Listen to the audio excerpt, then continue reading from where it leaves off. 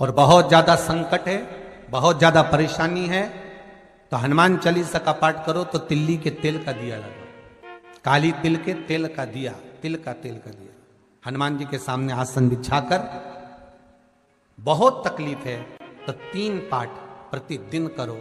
और एक आसन से जितने समय 9 बजे अगर आप बैठते हो पाठ करने तो 9 बजे ही बैठना है। 11 दिन तक प्रतिदिन 3 पाठ रोज करो। एक पानी का लोटा, कलश, तांबे का जल अर्थात तांबे का लोटा हो, स्टील का लोटा हो, तुम्हारे पास जो कलश हो उसमें जल भरकर, एक सिक्का उसमें पटक कर, एक लौंग पटक कर प्लेट से ढककर रख दो और प्रतिदिन बस टाइम पर बैठकर पाठ करो।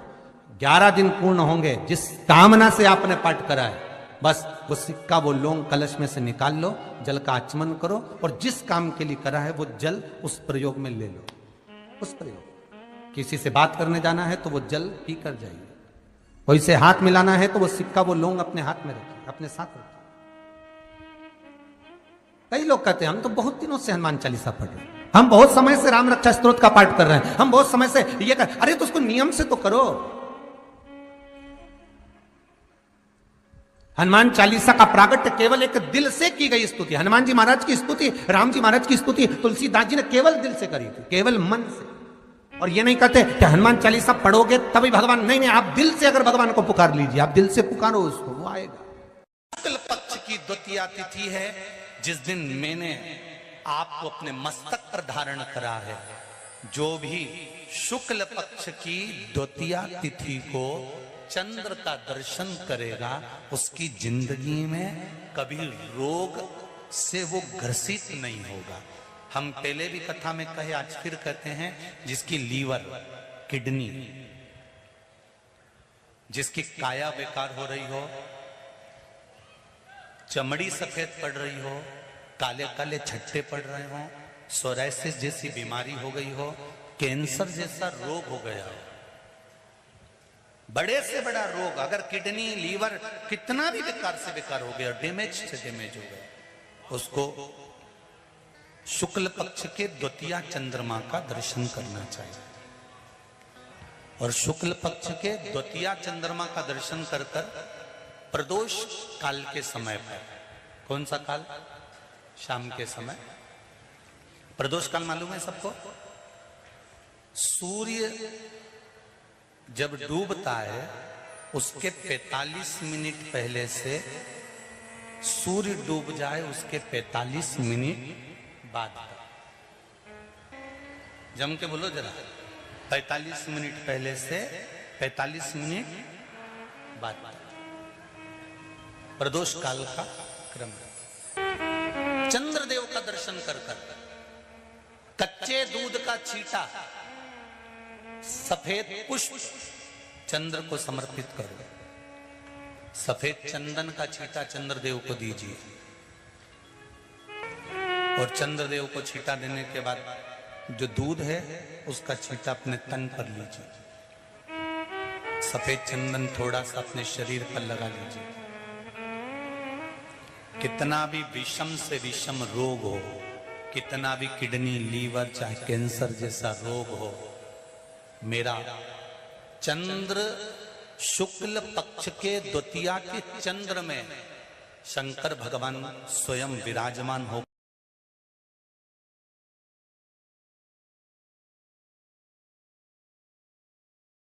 शंकर का शिवलिंग तुम्हारे घर के पास में भी अगर किसी मंदिर में है और तुम्हारे घर के अंदर भी यदि कोई शिवलिंग विराजमान है तो ये समझ लेना कि वो 12 ज्योतिर्लिंग के रूप में ही विराजमान है।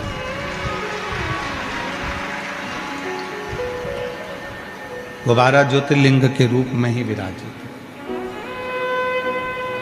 शिवलिंग मतलब शिव की एक ज्योति।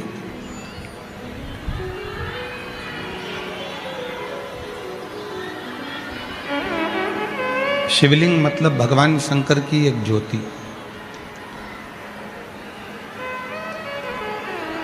और वो ज्योति भगवान शंकर की वो ज्योति जो जीव को एक ऊर्जा, एक प्रकाश देती है। क्यों कहते हैं हम कि रोज प्रतिदिन भगवान शंकर के मंदिर जाओ, एक लोटा जल चढ़ाओ? क्यों कहा जाता है? क्यों कहते हैं कि मंदिर में जरूर जाओ, शिव को एक लोटा जल जरूर चढ़ाओ? क्यों? क्योंकि जब हम किसी भी शिव के मंदिर में जाते हैं तो अपने घर की जितनी नेगेटिवता है, जितनी भी नेगेटिव ऊर्जा है, हम जब भगवान शंकर के मंदिर में जाते हैं तो शिव को जब हम जल चढ़ाते हैं या शिव की साक्षी में पहुंचते हैं तो अपने घर की जितनी भी नेगेटिव है, जितनी भी गलतियां हैं, जितने भी गलत विचार हैं, गलत सोच है, वो हम शिव के मंदिर में जाकर भगवान शंकर को दे देते हैं और शंकर भगवान से उनकी ऊर्जा मांग कर लाते हैं और अपने घर में स्थापित करते हैं, अपने घर में स्थापित।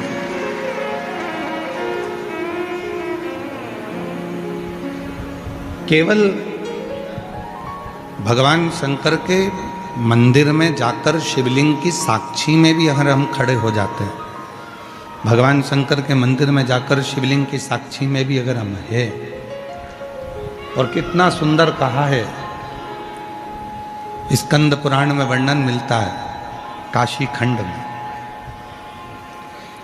स्कंद पुराण का काशी खंड कहता है जहां शंकर भगवान का शिवलिंग विराजमान होता है, वहां से 100 हाथ की नपती कर लो। जैसे तुम्हारे घर में अगर शिवलिंग है, तुम्हारे घर के मंदिर में शंकर भगवान का शिवलिंग है, तो 100 हाथ की नपती कर लो, 100 हाथ की नपती करो। चारों तरफ 100 हाथ की नपती करोगे, उतनी जो दूरी है, उस दूरी में आप भूलवश भी यदि कोई हमसे पाप कर्म भी हो जाता है तो शिव उसको पुण्य में बदल देते हैं, भगवान भोलेनाथ उसको पुण्य में बदल।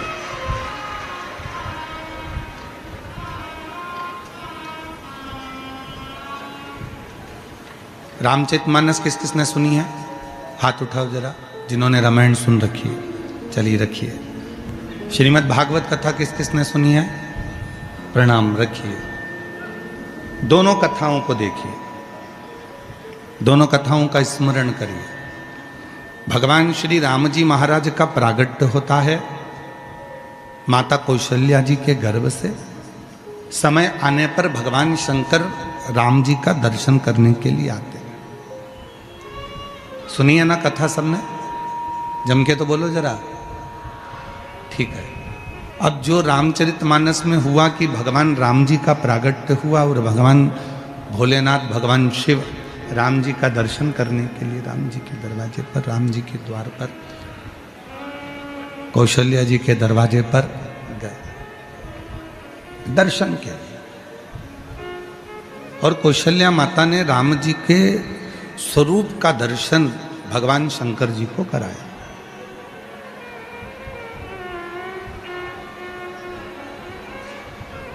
पीछे की आवाज खोलिए, पंडालों के पीछे की आवाजें खोल दो, सारे पंडालों की भाई।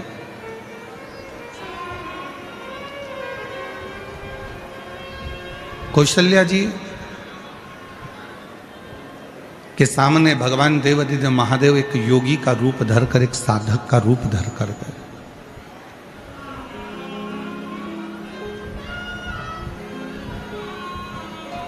वो कहते हैं ना, रघुनंदन के दर्शन को आए हैं त्रिपुरारी, मस्तक पर गंगा सोहे है, हाथ में डमरूधारी। रघुनंदन के दर्शन को आए हैं त्रिपुरारी, मस्तक पर गंगा सोहे, हाथ में डमरू। अलख जगाएं, आवाज लगाएं, रघुनाथ का दर्शन करवा दो। अलख लगाएं, आवाज लगाएं, रघुनाथ का दर्शन करवाओ, रघुनंदन के दर्शन को आए हैं त्रिपुरारी, रघुनंदन के दर्शन को आए हैं। आवाज लगा रहे हैं, राम जी का दर्शन करा दीजिए। मैंने सुना है इस घर में दशरथ जी के महल में कोई बालक का जन्म हुआ है और वो बालक बड़ा सुंदर है। अंदर से एक सखी ने आवाज लगाकर कहा दासी ने कि बाबा तुम इतने बड़े संत होकर बच्चे के सुंदरता पर मोहित हो रहे। तो योगी के रूप में, साधु के रूप में मेरे भोले बाबा कहते हैं वो बच्चा नहीं है, स्वयं त्रिलोकी का नाथ कौशल्या जी की गोद में प्रगटा है। वो बच्चा नहीं है, स्वयं त्रिलोकी का नाथ माता कौशल्या की गोद में आया। रघुनंदन के दर्शन को आए हैं त्रिपुरारी, रघुनंदन के दर्शन आए हैं त्रिपुरारी। ये कोई साधारण सा बालक नहीं है जिसका मैं दर्शन मांग रहा हूँ, ये कोई साधारण सा बालक नहीं है जिसके लिए मैं आवाज लगा रहा हूँ।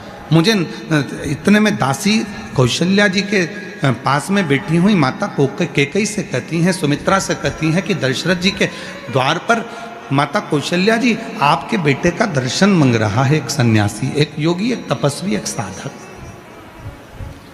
कैकेयी ने कहा उसको ले जाओ, रतन का थाल दे दो। दासी एक रतन का थाल भरकर ले गई और बाबा जी को देने लगी। बाबा जी कहे मुझे रतन नहीं चाहिए। थोड़ा ध्यान देना इस कथा पर। कई लोग कह देते हैं शंकर भगवान को इतना दूध चढ़ाना पड़ेगा 108 लीटर, कोई कहता है शंकर जी के मंदिर को सोने से जड़वाना पड़ेगा, कोई कहता है भगवान शंकर को चांदी की जलाधारी लगाना पड़ेगी, कोई कहता है भगवान शंकर को चांदी का कपाट लगाना पड़ेगा, कोई कहता है भगवान शंकर को चांदी का कलश चाहिए, कोई कहता है भगवान शंकर को चांदी की थाली चाहिए, कोई कहता है भगवान शंकर को चांदी का कटोरा चाहिए। श्री शिव महापुराण की कथा कहती है मेरे भोले बाबा को ना सोना चाहिए ना चांदी चाहिए, मेरे भोले बाबा को तो तुम्हारा दिल चाहिए। जो दे सकता है वो शिव के पास। शिव को तुम्हारे धन से या तुम्हारी संपदा से या तुम्हारे वैभव से मतलब नहीं है।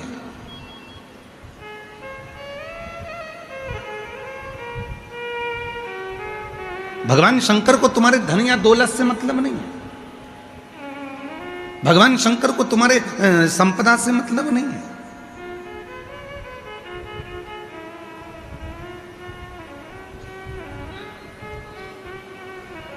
शिव को केवल तुम्हारा हृदय चाहिए।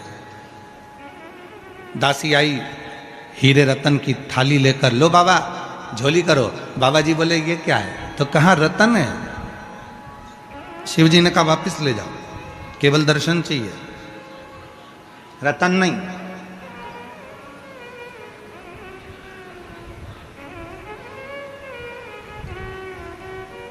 रतन से दर्शन नहीं हो सकते। वो था त्रेता युग जिसमें रतन से दर्शन नहीं होते थे, और आज है कलयुग जिसमें बिना दौलत के तो मंदिर में भी जल्दी दर्शन नहीं होते। पैसा दोगे तो बैठ पाओ, पैसा दोगे तो बैठोगे, धन है तो बैठो, पैसा है तो बैठो, नहीं तो चलो यहां से। मतलब तुम्हारी कीमत नहीं है, याद रख लेना, तुम्हारी बिल्कुल कीमत नहीं है, तुम्हारे पैसे की कीमत है। जेब अगर गर्म है तो होटल का रूम तुम्हारा है, जेब अगर गर्म है तो ट्रेन की सीट तुम्हारी है, जेब अगर गर्म है तो फ्लाइट की सीट तुम्हारी है। और अगर जेब में माल नहीं है तो तुम भले दुनिया में घूमते रहो, कुछ भी तुम्हारा नहीं,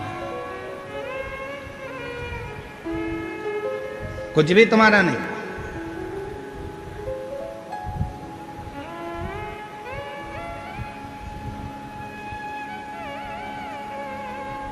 हमें रतन नहीं चाहिए।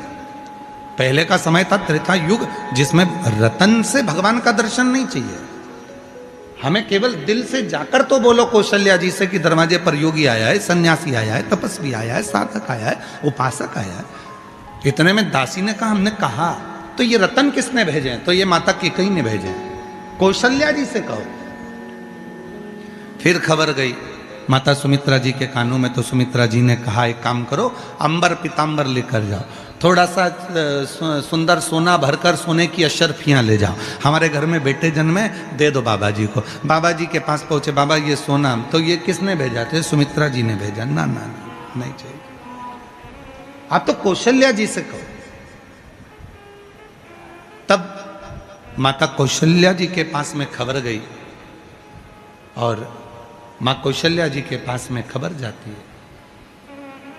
एक बार जोरदार ताली बजाकर गलता पीठ से स्वामी जी महाराज का एक बार साधुवाद करते हैं। कौशल्या जी के पास में खबर गई, और माता कौशल्या जी ने कहा क्या बात है? तो कहा कि दरवाजे पर एक बाबा आया है, न धन चाहिए न दौलत चाहिए, सब कुछ देकर देख लिया, बस राम का दर्शन चाहिए, राम का दर्शन। और कितना सुंदर बात कही है महाराज, शिव महापुराण के अंदर एक बहुत सुंदर सी बात कही, धन देकर जल्दी दर्शन कर सकते हो, धन देकर जल्दी दर्शन कर सकते हो। धन देकर